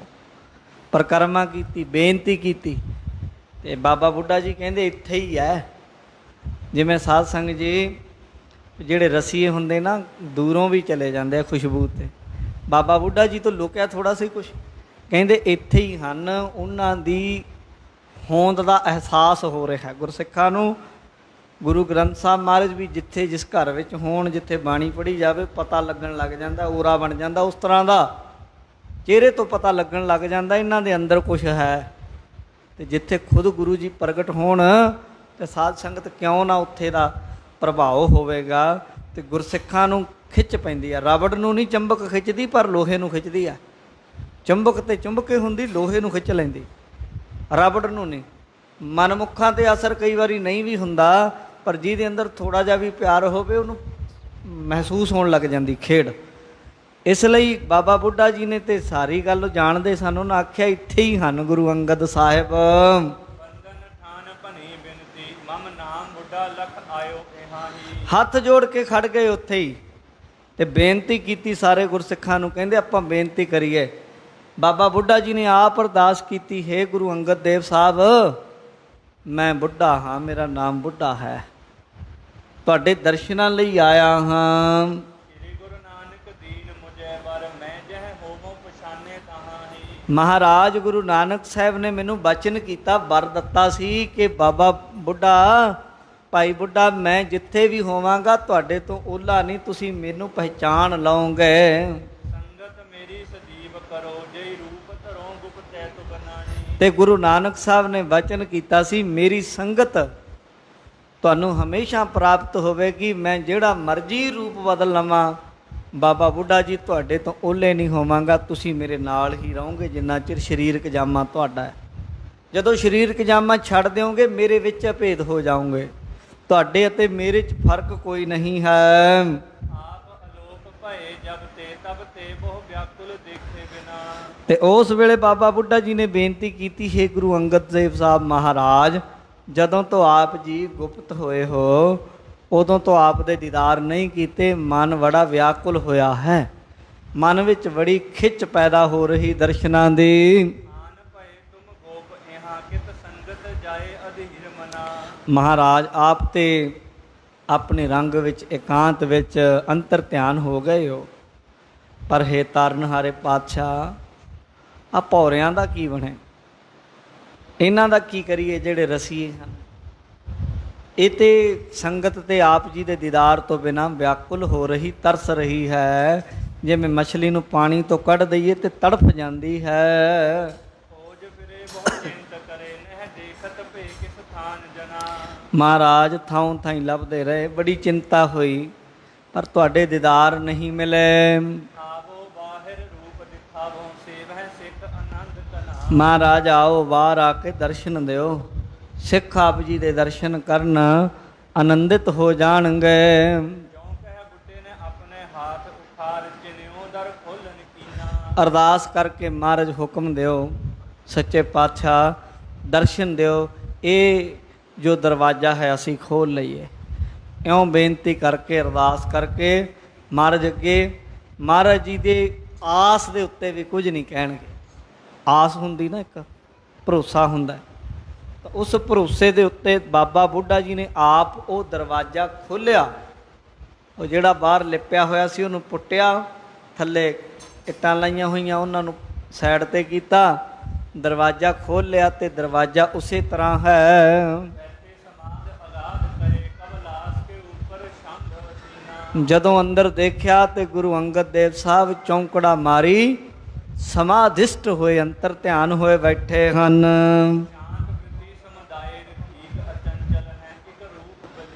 ਸ਼ਾਂਤ ਬਿਰਤੀ, ਸਾਰੀਆਂ ਇੰਦਰੀਆਂ ਵਿੱਚ, ਕਿਸੇ ਸਰੀਰ ਦੇ ਅੰਗ ਵਿੱਚ ਕਿਸੇ ਤਰ੍ਹਾਂ ਦੀ ਕੋਈ ਹਿੱਲ ਜੁਲ ਚੰਚਲਤਾ ਨਹੀਂ ਹੈ।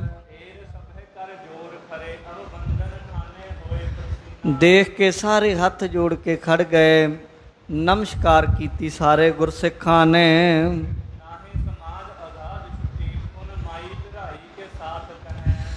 ਪਰ ਗੁਰੂ ਅੰਗਦ ਦੇਵ ਮਹਾਰਾਜ ਨੇ ਨੇਤਰ ਨਾ ਖੋਲ੍ਹੇ, ਹੱਥ ਜੋੜ ਕੇ ਗੁਰਸਿੱਖ ਆਲੇ ਦੁਆਲੇ ਖੜੇ।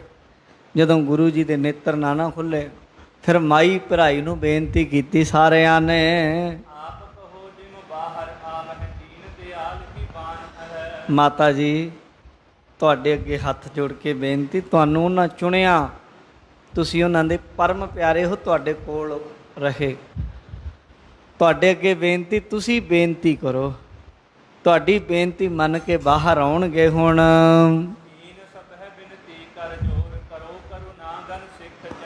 ਤੁਸੀਂ ਸਾਰੇ ਗੁਰਸਿੱਖਾਂ ਵੱਲੋਂ ਬੇਨਤੀ ਕਰੋ। ਅਸੀਂ ਸਾਰੇ ਹੱਥ ਜੋੜ ਕੇ ਮਾਤਾ ਭਰਾਈ ਜੀ ਤੁਹਾਨੂੰ ਬੇਨਤੀ ਕਰਦੇ ਹਾਂ, ਤੁਸੀਂ ਸਤਿਕਾਰਯੋਗ ਹੋ, ਆਪ ਸਾਡੇ ਵੱਲੋਂ ਆਪਣੇ ਵੱਲੋਂ ਬੇਨਤੀ ਕਰੋ ਇਹਨਾਂ ਨੂੰ ਕਿ ਦਰਸ਼ਨ ਦੀਦਾਰੇ ਬਖਸ਼ਿਸ਼ ਕਰਨ।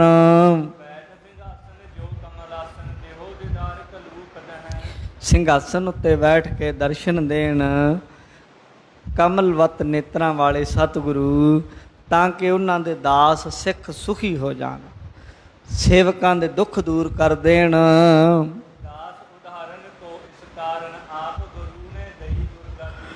ਔਰ ਬੇਨਤੀ ਹੈ ਮਾਤਾ ਜੀ, ਸੇਵਕਾਂ ਨੂੰ, ਦੁਨੀਆ ਨੂੰ, ਜਗਤ ਜਲੰਦੇ ਨੂੰ ਤਾਰਨ ਦੇ ਲਈ ਗੁਰੂ ਨਾਨਕ ਸਾਹਿਬ ਨੇ ਇਹਨਾਂ ਨੂੰ ਗੁਰਿਆਈ ਬਖਸ਼ਿਸ਼ ਕੀਤੀ ਹੈ। ਉਸੇ ਕਾਰਨ ਲਈ ਆਏ ਹਨ, ਉਹੀ ਇਹਨਾਂ ਦਾ ਕਾਰਜ ਹੈ। ਸੋ ਇਹਨਾਂ ਅੱਗੇ ਬੇਨਤੀ ਕਰੋ ਕਿ ਆਪ ਕਿਰਪਾ ਕਰਕੇ ਜਗਤ ਜਲੰਦੇ ਦੀ ਬਾਂਹ ਫੜੋ। ਆਪ ਨੂੰ ਕੋਈ ਫਰਕ ਨਹੀਂ ਪੈਣ ਲੱਗਾ, ਆਪ ਬੈਠੇ ਹੋ ਤੇ ਤੁਹਾਨੂੰ ਫਰਕ ਨਹੀਂ, ਸਾਨੂੰ ਬੜਾ ਫਰਕ ਹੈ, ਦੁਨੀਆ ਨੂੰ ਬੜਾ ਫਰਕ ਹੈ। ਆਪ ਅਗਰ ਉਪਦੇਸ਼ ਨਾ ਦਿਓਗੇ ਤੇ ਦੁਨੀਆ ਸਤਿਗੁਰੂ ਜੀ ਜਲਦੀ ਬਲਦੀ ਜਾ ਰਹੀ ਹੈ। ਆਪ ਆਪਣੇ ਦਾਸਾਂ ਨੂੰ ਸਤਿਗੁਰੂ ਜੀ ਉਪਦੇਸ਼ ਦਿਓ, ਤਾਂ ਕਿ ਦਾਸ ਸੇਵਕ ਜਨ ਸਤਿਗੁਰੂ ਪਾਤਸ਼ਾਹ ਜੀ ਆਪ ਜੀ ਦਾ ਓਟ ਆਸਰਾ ਲੈ ਕੇ ਇਸ ਦੁਨੀਆ ਤੋਂ ਤਰ ਜਾਣ, ਬਾਣੀ ਨਾਲ ਜੁੜ ਜਾਣ, ਨਾਮ ਬਾਣੀ ਸੇਵਾ ਸਿਮਰਨ ਨਾਲ ਜੁੜ ਕੇ, ਪਰਉਪਕਾਰ ਨਾਲ ਜੁੜ ਕੇ ਆਪਣਾ ਜੀਵਨ ਸਫਲ ਕਰਨ। ਉਪਦੇਸ਼ ਦੀ ਜ਼ਰੂਰਤ ਹੈ।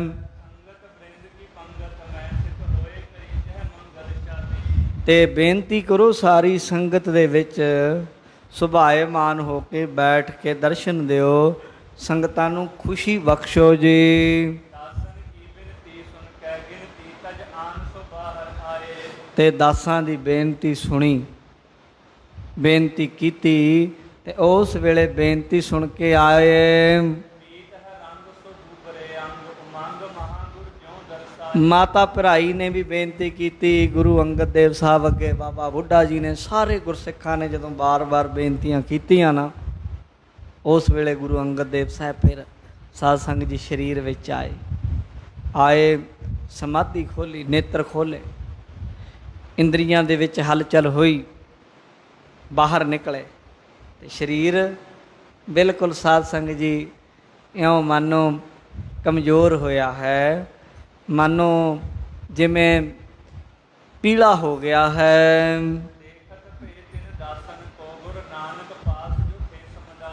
ਜਦੋਂ ਬਾਹਰ ਦੇਖਿਆ ਬਾਬਾ ਬੁੱਢਾ ਜੀ ਵਰਗੇ ਅਤੇ ਹੋਰ ਗੁਰਸਿੱਖ ਜੋ ਗੁਰੂ ਨਾਨਕ ਸਾਹਿਬ ਦੇ ਪਰਮ ਪਿਆਰੇ ਸਿੱਖ ਸਨ, ਉਹਨਾਂ ਆਪਣੇ ਸਿੱਖ ਅਵਸਥਾ ਦੇ ਮਿੱਤਰ ਪ੍ਰੇਮੀ ਗੁਰਸਿੱਖਾਂ ਨੂੰ ਜਦੋਂ ਵੇਖਿਆ, ਗੁਰਭਾਈਆਂ ਨੂੰ, ਬਾਬਾ ਬੁੱਢਾ ਜੀ ਵਰਗਿਆਂ ਨੂੰ ਗੁਰੂ ਅੰਗਦ ਦੇਵ ਜੀ ਨੇ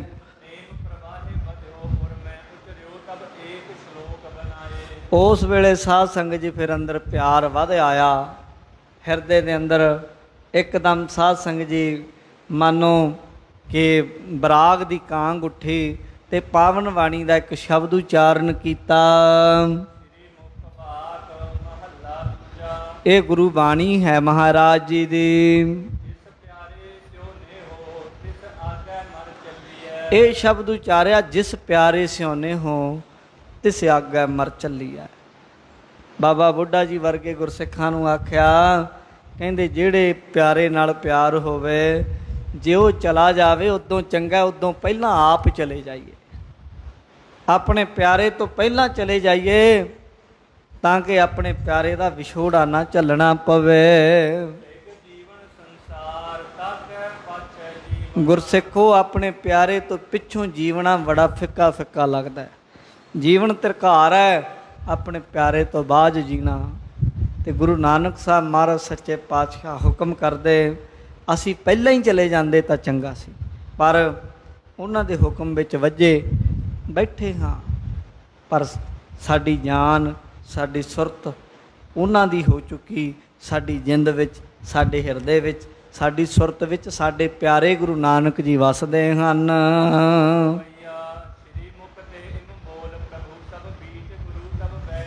ਇਉਂ ਸਾਧ ਸੰਗਤ ਜੀ ਫਿਰ ਵਚਨ ਕੀਤੇ ਅੱਗੇ, ਜੋ ਫਿਰ ਵਚਨ ਗੁਰਸਿੱਖਾਂ ਨਾਲ ਹੋਏ, ਗੁਰੂ ਅੰਗਦ ਦੇਵ ਸਾਹਿਬ ਨੇ ਜੋ ਉਪਦੇਸ਼ ਦਿੱਤੇ, ਉਹ ਇਤਿਹਾਸ ਆਪਾਂ ਹੁਣ ਅੱਗੇ ਕੱਲ੍ਹ ਨੂੰ ਸੁਣਾਂਗੇ। ਲੜੀਵਾਰ ਇਤਿਹਾਸ ਬੜਾ ਰੌਚਕ ਹੈ। ਅਸੀਂ ਵੀ ਯਤਨ ਕਰ ਰਹੇ ਹਾਂ ਕਿ ਤੁਹਾਨੂੰ ਉਹੀ ਸਾਖੀਆਂ ਸੁਣਾਈਆਂ ਜਾਣ ਜੋ ਲੜੀਵਾਰ ਹੋਣ। ਵਿੱਚ ਕਈ ਸਾਰੇ ਅਲੰਕਾਰ ਆ ਜਾਂਦੇ ਹਨ, ਕਈ ਐਸੀਆਂ ਚੀਜ਼ਾਂ ਵੀ ਆ ਜਾਂਦੀਆਂ ਜੋ ਇਤਿਹਾਸ ਦੀ ਲੜੀ ਨਾਲੋਂ ਵੱਖਰੀਆਂ ਹੁੰਦੀਆਂ ਨੇ। ਅਸੀਂ ਯਤਨ ਕਰਦੇ ਹਾਂ ਕਿ ਉਹ ਚੀਜ਼ ਨਾ ਹੀ ਪੇਸ਼ ਕੀਤੀ ਜਾਵੇ। ਸੰਗਤ ਦਾ ਸਮਾਂ ਵੀ ਬੜਾ ਕੀਮਤੀ ਹੁੰਦਾ ਹੈ, ਇਸ ਲਈ ਭਾਈ ਲੜੀਵਾਰ ਕਥਾ ਚੱਲ ਰਹੀ ਹੈ, ਪ੍ਰੇਮ ਨਾਲ ਆਪ ਸੁਣਿਆ ਕਰੋ। ਔਰ ਜਿਹੜੇ ਪਹੁੰਚ ਸਕਦੇ ਆ 5 ਤੋਂ 6 ਸ਼ਾਮ ਨੂੰ ਕਥਾ ਹੁੰਦੀ ਹੈ, ਸਵੇਰੇ 7:45 ਤੋਂ 8:45 ਸਵੇਰ ਨੂੰ ਗੁਰਬਾਣੀ ਦੀ ਕਥਾ ਹੁੰਦੀ। ਜਿਨ੍ਹਾਂ ਕੋਲ ਸਵੇਰ ਨੂੰ ਸਮਾਂ ਹੁੰਦਾ ਉਹ ਸਵੇਰ ਨੂੰ ਪਹੁੰਚਿਆ ਕਰੋ। ਅਤੇ ਜਿਹੜੇ ਭਾਈ ਕੋਈ ਨਹੀਂ ਪਹੁੰਚ ਪਾਉਂਦੇ, ਦੂਰ ਦੁਰਾਡੇ ਬੈਠੇ, ਉਹ ਸਾਡੇ ਫੇਸਬੁੱਕ ਦੇ ਉੱਤੇ ਵੀ ਗੁਰਦੁਆਰਾ ਨਾਢਾ ਸਾਹਿਬ ਪੰਚਕੂਲਾ ਚੰਡੀਗੜ੍ਹ ਨਾਂ ਦੇ ਉੱਤੇ ਫੇਸਬੁੱਕ ਦੇ ਉੱਤੇ ਪੇਜ ਹੈ, ਉਹਦੇ ਉੱਤੇ ਲਿੰਕ ਪਾਇਆ ਜਾਂਦਾ ਹੈ, ਉਹਦੇ ਉੱਤੇ ਵੀ ਸੁਣ ਸਕਦੇ। ਹੋਰਨਾਂ ਨੂੰ ਵੀ ਸ਼ੇਅਰ ਸਾਂਝਾ ਕਰੋ ਤਾਂ ਕਿ ਸੰਗਤਾਂ ਇਹ ਗੁਰੂ ਕਾ ਇਤਿਹਾਸ ਸੁਣ ਕੇ ਲਾਹੇ ਲੈਣ। ਇਹ ਬਰਕਤਾਂ ਭਰਿਆ ਅਸਥਾਨ ਬਾਜਾਂ ਵਾਲੇ ਪਾਤਸ਼ਾਹ ਕਲਗੀਧਰ ਮਹਾਰਾਜ ਸੱਚੇ ਪਾਤਸ਼ਾਹ ਜੀ ਦਾ ਨਾਢਾ ਸਾਹਿਬ ਅਸਥਾਨ ਹੈ। ਵੱਧ ਤੋਂ ਵੱਧ ਸੰਗਤਾਂ ਗੁਰੂ ਦਰਬਾਰ ਵਿੱਚ ਪਹੁੰਚਿਆ ਕਰੋ, ਭਾਵੇਂ ਕਿ ਸਰਕਾਰੀ ਤੌਰ 'ਤੇ ਵੀ ਕੁਝ ਹਦਾਇਤਾਂ ਹਨ ਸਾਨੂੰ ਥੋੜ੍ਹਾ ਜਿਹਾ ਦੂਰ ਬੈਠਣ ਦੇ ਲਈ, ਨੇੜੇ ਨਾ ਬੈਠੋ, ਮੂੰਹ ਦੇ ਉੱਤੇ ਕੱਪੜਾ ਲਾ ਕੇ ਰੱਖੋ, ਹੱਥ ਸਾਫ਼ ਕਰੋ, ਉਹਨਾਂ ਦੀ ਵੀ ਉਹ ਹਦਾਇਤ ਵੀ ਮੰਨੋ ਵੱਧ ਤੋਂ ਵੱਧ। ਅਤੇ ਗੁਰੂ ਕੀ ਸੰਗਤ ਵਿੱਚ ਵੀ ਆਓ, ਗੁਰਬਾਣੀ ਪੜ੍ਹੋ, ਗੁਰ ਇਤਿਹਾਸ ਦੀ ਕਥਾ ਸੁਣੋ, ਲਾਹਾ ਲਓ। ਇਸ ਤਰੀਕੇ ਦੇ ਨਾਲ ਸਾਧ ਸੰਗਤ ਆਪਣੇ ਜਨਮ ਨੂੰ ਸਫਲਾ ਕਰੋ। ਵੱਧ ਤੋਂ ਵੱਧ ਸੰਗਤਾਂ ਗੁਰਦੁਆਰਾ ਨਾਢਾ ਸਾਹਿਬ ਵਿਖੇ ਹਾਜ਼ਰੀਆਂ ਭਰਿਆ ਕਰੋ। ਸੋ ਗੁਰੂ ਸਾਹਿਬ ਸਭ ਦੀਆਂ ਹਾਜ਼ਰੀਆਂ ਪ੍ਰਵਾਨ ਕਰਨ। ਹੋਈਆਂ ਭੁੱਲਾਂ ਦੀ ਖਿਮਾ। ਬੁਲਾਓ ਫਤਿਹ। ਵਾਹਿਗੁਰੂ ਜੀ ਕਾ ਖਾਲਸਾ, ਵਾਹਿਗੁਰੂ ਜੀ ਕੀ ਫਤਿਹ।